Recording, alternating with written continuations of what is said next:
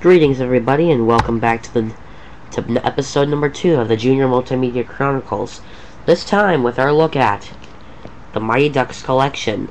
This time we're into part 2, past releases, and the plots of each film. The first thing we're going to talk about are each individual release of the film. And I'm going to give you a little bit of a plot on how those all were released.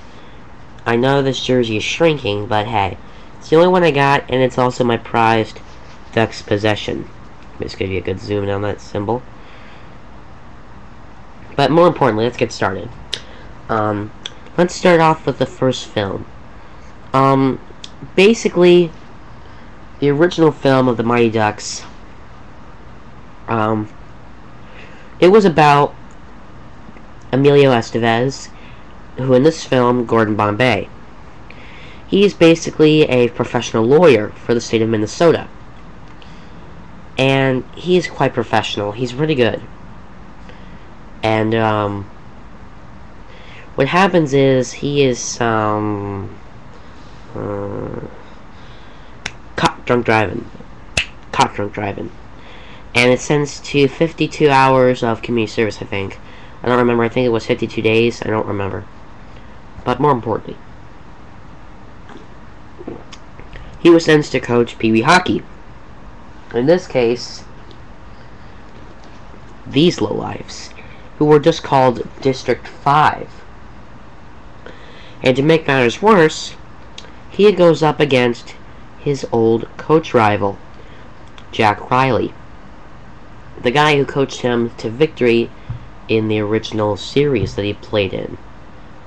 And now, in this movie, they get back that competition with a player from the Hawks team.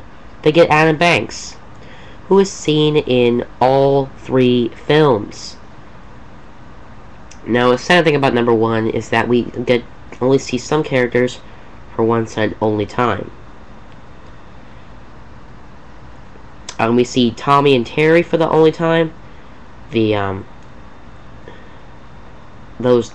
girl that figure skates, and the boy and the girl that figure skates, and they have to play hockey. That's the only time they appear.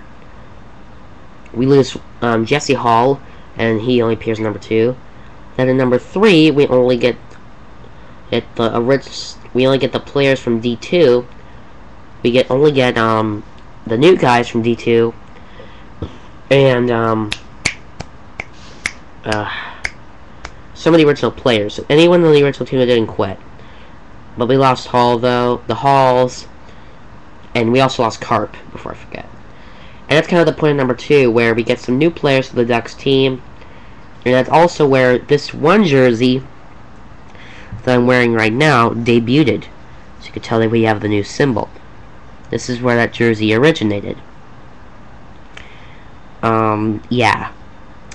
And I'm also going to talk about some of the past releases of the movies.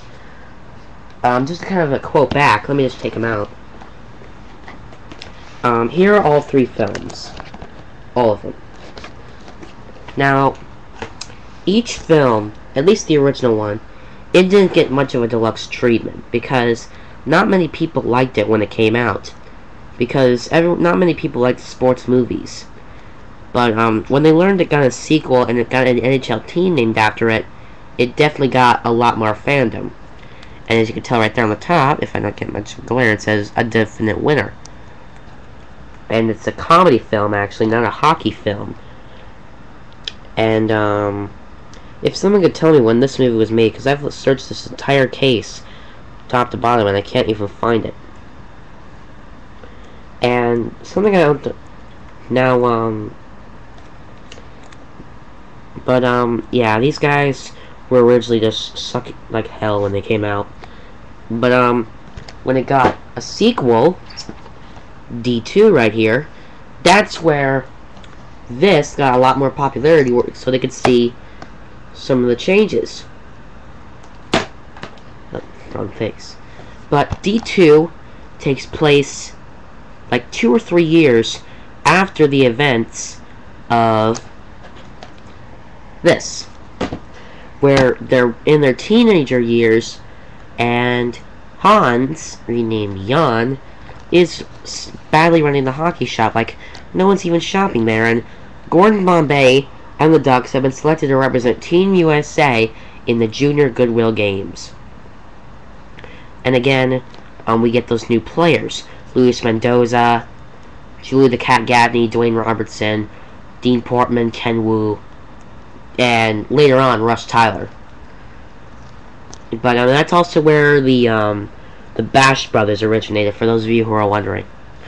And something you should know is that Fulton wasn't a member of the original team.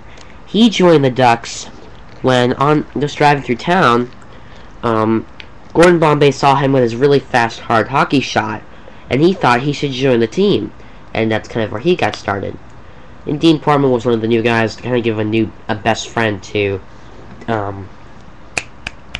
Fulton. So that's the 1 and 2. Now number 3 takes place like in their 14, 15 years of ages, and Bombay, even though he's seen here with the Ducks, is no longer coaching them. He's part of their hockey program for the Goodwill Games.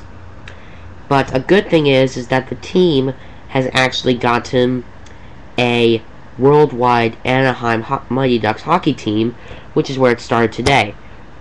But yeah, as you could tell, another thing about D2 is that seeing as though they did not release jerseys of the green uniform, they released this jersey to debut, and that's what the pro team used for their first few years until 2006. And in D3, we lose, we get a new coach, Coach Orion, who is very, very mad at the Ducks and doesn't even like them, and strips Charlie of his position of captain. So yeah, but what makes this set so spectacular? Is there anything interesting about it? What makes it so cool? Well, we'll find out on the next episode of the Junior Multimedia Chronicles.